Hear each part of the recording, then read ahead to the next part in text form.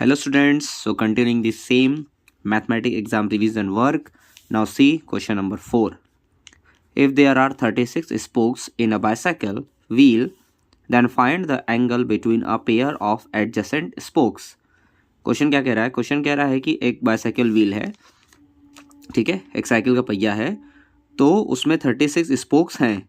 अब आपको फाइंड करना है कि दो स्पोक्स के बीच में कितने डिग्री का एंगल बनेगा. जैसा कि हम जान रहे हैं कि ये है बाइसाइकिल, ठीक, बाइसाइकिल इन द सेंस कि सर्कल होगा. अब सर्कल में टोटल कितना डिग्री है? 360 डिग्री होता है. तो आइए फाइंड करते हैं दो स्पोक्स के बीच में कितने डिग्री का एंगल बनेगा. Now see, total number of spokes in a bicycle equal to 36. We know that, क्या जानते हैं हम लोग? A circle has 360 degree angle, so the angle between a pair of adjacent spokes, मतलब तो दो स्पोक्स के बीच का कितना डिग्री होगा? तो टोटल 360 डिग्री होता है. कितने स्पोक्स है? नंबर ऑफ स्पोक्स 36, 36 से डिवाइड करेंगे 10 डिग्री. तो दो एडजेसेंट स्पोक्स के बीच का कितना डिग्री आया? 10 डिग्री आ गया. Now moving on, question number 5. Sonu is 4 times as old as his daughter Maya and 3 times as old as his son Ayush. After 6 years, Sonu will be thrice, मतलब 3 times as old as Maya. We have to find present age of Ayush, present age of Maya, present age of Sonu. Now question कह रहा है कि Sonu is 4 times as old as his daughter Maya. माया से वो 4 times बड़ा है और आयुष से, अपने बेटे से 3 times बड़ा है. तो लेट करते हैं कि माया का एज जो है वो x है. तो let present age of Maya be x years. तो अगर माया का एज x है तो सोनू का कितना होगा? 4 times यानी 4x, and present age of Sonu भी 4x. लेकिन यहाँ पे एक और चीज़ है, 3 times as old as his son Ayush भी लिखा है. तो इसका मतलब 3 times अपने आयुष से भी, अपने बेटे आयुष से भी होगा बड़ा. राइट करेंगे also present age of Sonu भी 3 times एज ऑफ आयुष. अब पहला पूछा है प्रेजेंट एज ऑफ आयुष, तो देखिए हम क्या करेंगे, प्रेजेंट एज ऑफ सोनू और प्रेजेंट एज ऑफ सोनू दोनों इक्वल होगा, क्योंकि है तो ये दोनों सोनू की एज, वो भी प्रेजेंट एज है, तो ये दोनों क्या हो जाएंगे? इक्वल हो जाएंगे. Present age of Sonu 4x और present age of Sonu 3 age of Ayush, ये दोनों इक्वल हो जाएगा. सो इक्वल कर देंगे, 4x equal to 3 age of Ayush. 3 यहाँ मल्टीप्लाई में इधर ट्रांसफर करिए, डिवाइड हो जाएगा.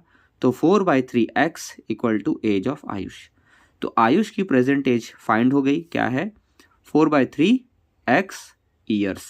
ये आयुष की प्रेजेंट एज है. अब हमें फाइंड करनी है प्रेजेंट एज ऑफ माया. तो चलिए आइए देखते हैं present age of Maya. After 6 years, after 6 years age of Maya क्या हो जाएगा? x plus 6. माया का प्रेजेंट एज x है और 6 ईयर्स आफ्टर, 6 ईयर आगे बढ़ेगा तो x plus 6. And age of Sonu, और सोनू का एज कितना हो जाएगा? अभी 4x है, 6 ईयर्स आफ्टर तो 6 और प्लस कर दो उसमें, तो ये सोनू का एज हो जाएगा. अब कह रहा है कि 6 ईयर्स आफ्टर क्या है? 3 times, ठीक है, माया का 3 times हो जा रहा है. तो ये माया का एज और सोनू का एज अगर इन दोनों को इक्वल करना हो तो माया के एज में 3 का मल्टीप्लाई करा देंगे, तो माया का एज और सोनू का एज इक्वल हो जाएगा. हो जाएगा, क्योंकि माया का ही तो 3 times है ना, ये तो पहले से ही 3 times है. तो यही 3 times अगर हम माया में कर दें तो दोनों का एज इक्वल हो जाएगा. तो ये हमारा इक्वेशन बन गया. अब सॉल्व करते हैं. 3 into x 3x, 3 into 6 ये हो गया 18, प्लस उसके बाद 4x प्लस 6, फिर ट्रांसफ़र करते हैं. 3x को राइट साइड में ट्रांसफ़र कर दिया, -3x हो गया. 6 को लेफ्ट साइड में ट्रांसफ़र किया, माइनस हो गया, तो x इक्वल टू 12 आ गया. अब इसका मतलब present age of Maya, Maya का प्रेजेंट एज कितना है? 12 years. And present age of Sonu, तो सोनू का प्रेजेंट एज कितना हो जाएगा? 4x था, तो 4 into 12 equal to 48 years. Now moving on, question number 6. ये क्वेश्चन है, ध्यान से देखिए. A number has 2 digits, a number has 2 digits whose sum is 9 if 27 is added to the number, its digits get interchanged. Find the number. ध्यान से सुनो, question क्या है. क्वेश्चन है 2 डिजिट का एक नंबर है. 2 डिजिट मतलब यूनिट टेंस, 2 डिजिट का एक नंबर है, लेकिन उन दोनों को प्लस करने पर 9 आ रहा है. मतलब यूनिट और टेंस प्लेस पे जो डिजिट है ना, तो उनको प्लस करने पे 9 आना चाहिए. अब बोल रहा है कि 27 अगर उस नंबर में ऐड कर दें, यानी जो 2 डिजिट का नंबर है उसमें 27 ऐड करते ही, तो जो यूनिट प्लेस पे है वो टेंस प्लेस पे आ जाएगा, जो टेंस प्लेस पे है वो यूनिट प्लेस पे आ जाएगा. मतलब इंटरचेंज हो जाएगा, आगे पीछे हो जाएगा. जो आगे था वो पीछे, जो पीछे वो आगे हो जाएगा. तो वो फाइंड कीजिए वो नंबर. हमें तो बताना है कि वो नंबर क्या है. देखिए ध्यान से, पहले लेट करते हैं कि जो डिजिट है यूनिट प्लेस पे वो क्या है, एक्स. लेट कर लिया. लेट द नंबर और digit at unit place b x. Unit place पे क्या है, एक्स. अब यूनिट और टेंस को प्लस करने पे 9 आया था. Since the sum of the digit equal to 9, plus करने पे 9 आया था. तो अगर एक डिजिट हमें मालूम है कि यूनिट पे एक्स है, तो टेंस प्लेस का डिजिट निकालने के लिए 9 में से इस यूनिट को माइनस कर दें, तो वो टेंस प्लेस का डिजिट मिल जाएगा. क्योंकि यूनिट और टेंस प्लेस को प्लस करने पे ही तो 9 आया था.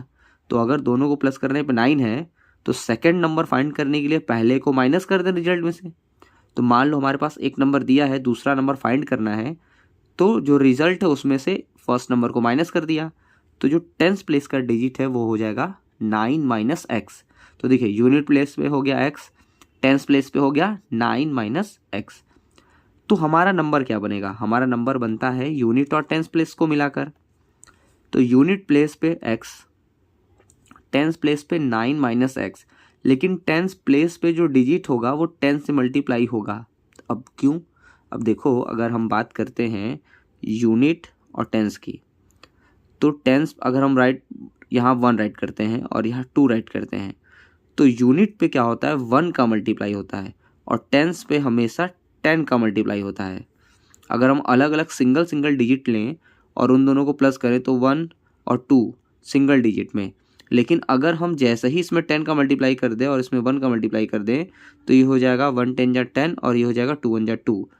अगर हमें इसको 12 बनाना है तो 10 + 2 करेंगे तब ना 12 आएगा. 1 + 2 करने पर 12 आएगा, नहीं आएगा. इसीलिए टेंस प्लेस वाले को 10 जो डिजिट होता है उसको 10 से मल्टीप्लाई किया जाता है और यूनिट वाले को 1 से. क्योंकि अगर सिंगल डिजिट को प्लस करें वो तो 1 + 2 3 हो जाएगा, लेकिन अगर हमें 12 बनाना है तो क्या करना होगा, 1 में 10 का मल्टीप्लाई, 2 में 1 का, तब जा करके 10 + 2 12 बनेगा. इसीलिए यहाँ पर भी जो हमारा क्वेश्चन है वो टेंस प्लेस पे जो डिजिट है वो 10 से मल्टीप्लाई होगा और यूनिट प्लेस पे जो डिजिट है वो 1 से मल्टीप्लाई होगा. तो ये हमारा एक नंबर बना, यूनिट टेंस, एक नंबर है ये. अब क्वेश्चन कह रहा था कि अगर इसमें 27 ऐड कर दिया जाए तो इंटरचेंज हो जाएगा, नहीं बदल जाएगा. अब देखिए ये हमारा नंबर है, वो हमने नंबर राइट किया, इस नंबर में 27 ऐड किया, तो ऐड करने पे क्या हो रहा था, यूनिट का टेंस, टेंस का यूनिट हो जा रहा है.